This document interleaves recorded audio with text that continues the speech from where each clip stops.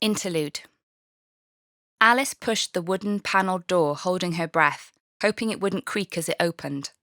A draught of mead-scented air filled with noisy songs caught her in the face. Behind her, she heard the prince inhale and held up her hand, preempting him. She was fed up already with his smart advice. She ran on tiptoe down the corridor while the banquet continued and the volume increased. Hopefully, they would all be too busy with their food to notice the stranger if they bothered to look through the doorway out of the hall. Suddenly, the prince clamped his arm around her and scooped her into a walk-in storage cupboard. They stood face to face, her eyes questioning him as he raised a finger to his lips. "Don't see why we have to go out to check," a voice carried from the corridor. It sounded not far from their door. Then there were the sound of heavy footsteps, thankfully passing by and fading into the distance. She let out her breath.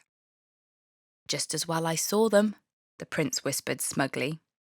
She tried not to think about how close they were standing to each other in the enclosed space. "What do you want, Prince? A medal?"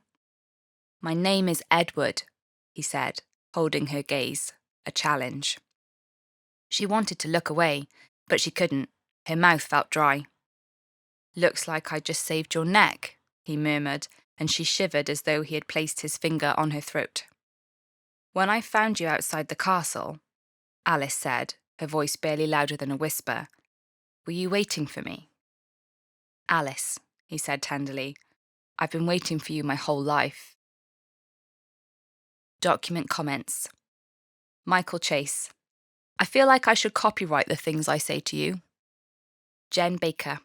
I'll mention you in the acknowledgements.